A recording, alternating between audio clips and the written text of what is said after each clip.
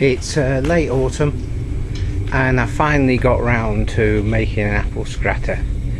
Every year I go, I must make one of those, and then it's too late. So this year I've done it. It's a bit rough and ready, but it will do. As you can see, it's wooden spindles in wooden blocks. So as you can see, this is a lump of ash. It's quite inert, and it's stainless steel screws in there, and so this and the shaft are all turned in one on the lathe, and there's a shaft this side as well. So the wooden blocks were screwed together, then the hole drilled.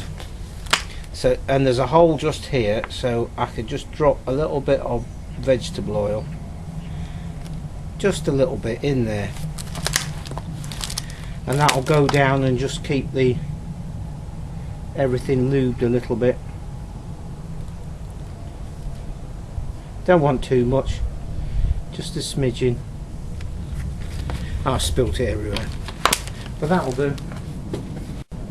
And this side we just got a wooden pulley made out of a bit of inch plywood with the right hole in it, and then it's packed with a little bit of paper, and then 4 of the stainless steel screws in there just to tighten her up.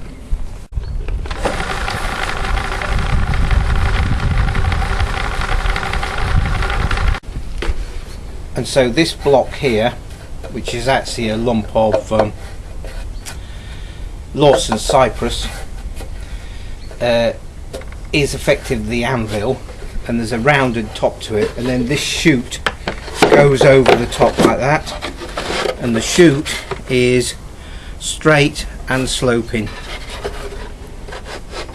So this just drops in there with a bit of fiddling around.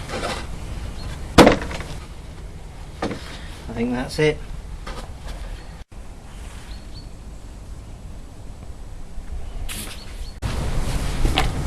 So I've just got some apples in some water here, and just like there's a bad bit there, and that end looks a bit rough, and the water just washes the majority of the muck off. But it's the bruisers, take the bruisers out, because these are windfalls.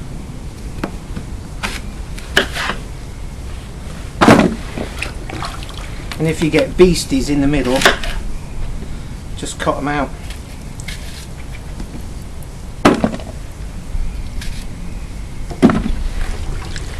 And that's this is a Blenheim orange.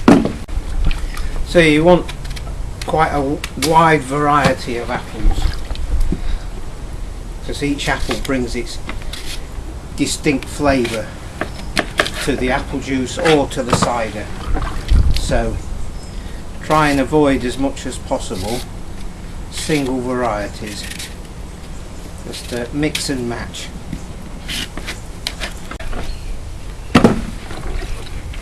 And a cooking apple, bit of a bruise there, bit there. You don't need to be too pedantic about it, but get the majority of it away and just go through it. So don't worry about the skin or the cores or anything like that. So I've done the bucket load. Let's get this going. The main thing is you don't put your fingers down there, because they'll have you.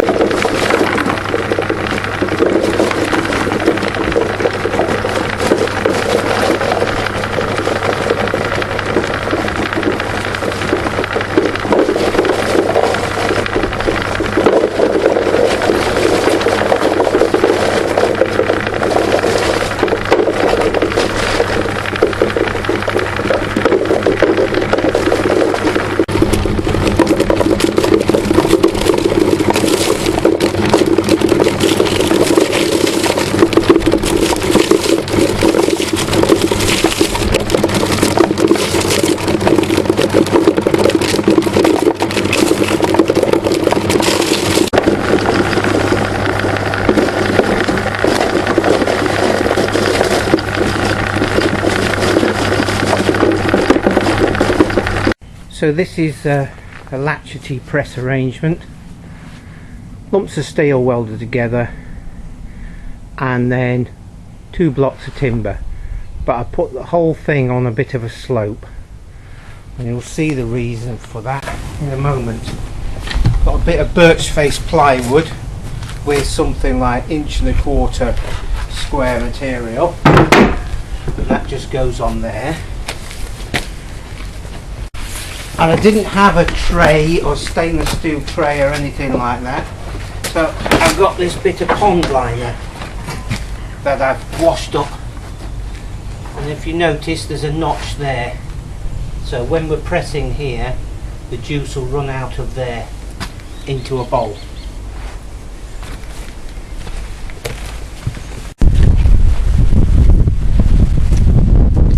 Right, let's have another go at loading this. I'm going to put that in there,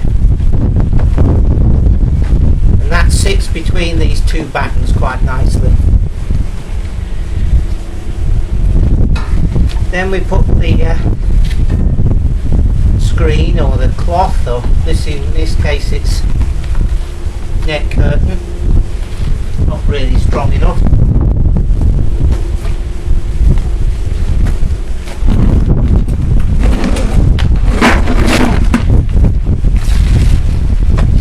And load up with some apple. I need to put about half a bucket here.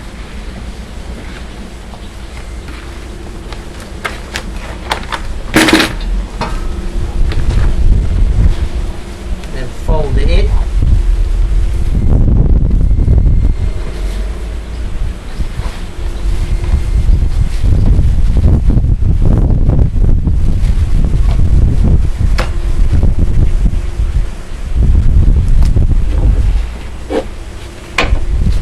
And then put another one of these, and because those battens are there, then I'm going to put this way.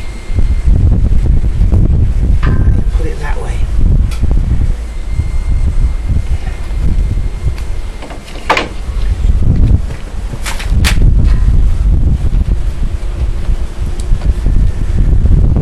This is about had it, but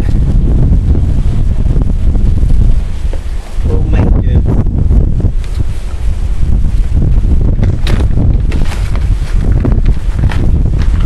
I've seen other videos where they use a former,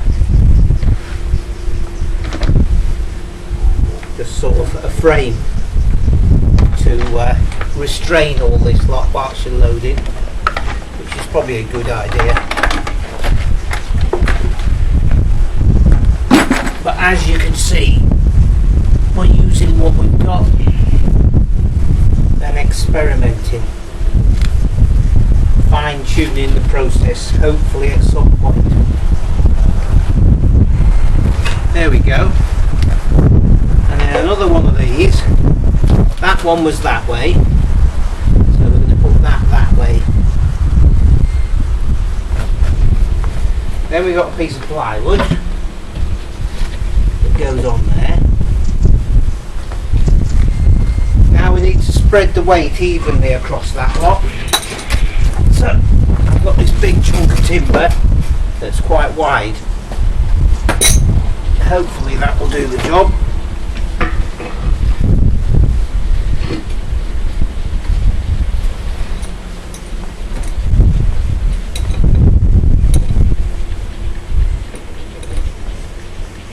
Lock the hydraulic jack up.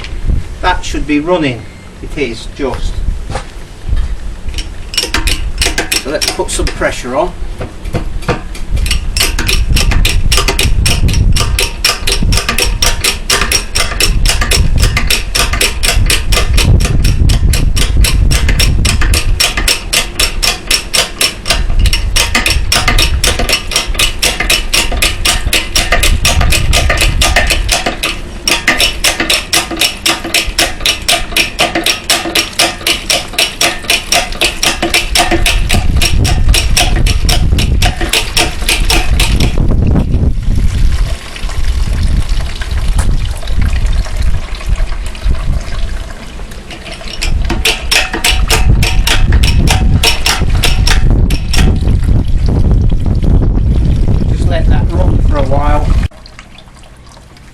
And it's interesting to note that the first runoff is cloudy, and then as the production slows down and you put a bit more pressure on, then the runoff is clearer, and once it's just dripping very slowly, it's very clear.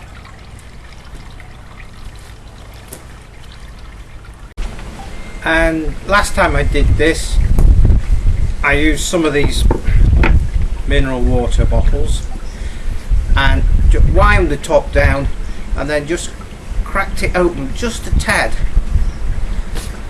and then put it somewhere warm. Now my mate Dave said it'll take quite a long time, so be patient before it starts fermenting. But I put this next to one of the radiators in the kitchen, which is fed by the Rayburn, and within 2 days we start to get some foam, so it was fermenting, and then over the course of the next 3 or 4 days it got about an inch thick, so much I had to shake it to sort of settle it down. But because this was just cracked open, nothing could get in but gas could get out. So we're waiting on and seeing what's happening with that. I think I'll do the same with this one.